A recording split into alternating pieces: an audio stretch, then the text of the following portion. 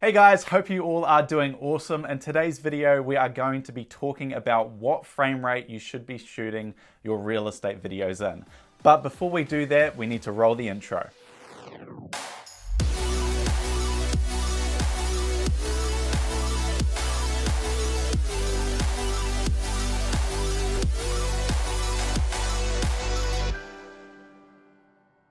I get a handful of people every year asking me what frame rate should they be using to film real estate videos. And it's a difficult question to answer because I don't know what their style is, what camera they're using, and what their workflow looks like.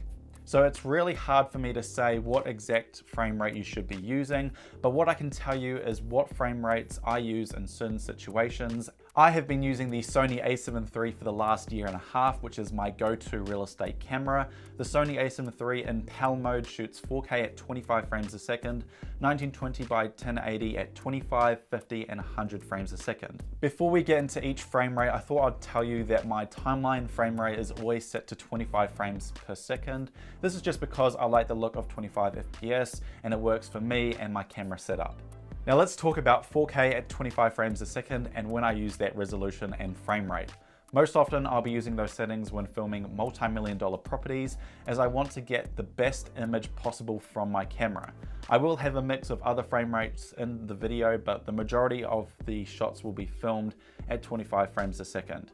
The downside of the Sony a7 III is that 4K in PAL mode is only available with a frame rate of 25 frames a second, which means that I just need to ensure my movements are as smooth as possible when filming, as I'm not able to slow this frame rate down in post. In most cases, I'll apply a warp stabilization to smoothen out any small bumps when I'm filming. 1920 by 1080p at 25 frames a second.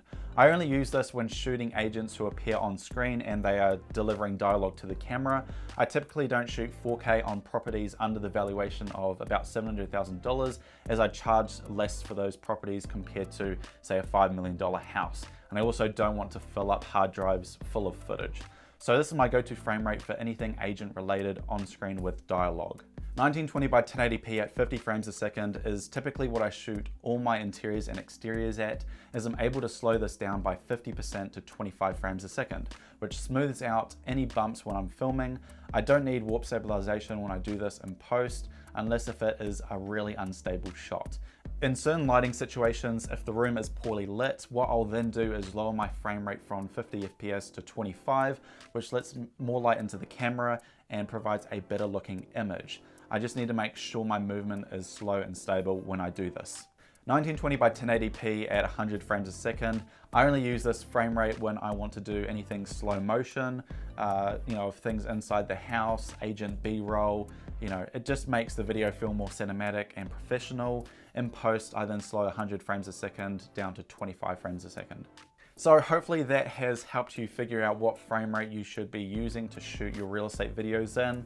Like I said, it's hard for me to say what you should be using as I don't know what camera you have or what your workflow is.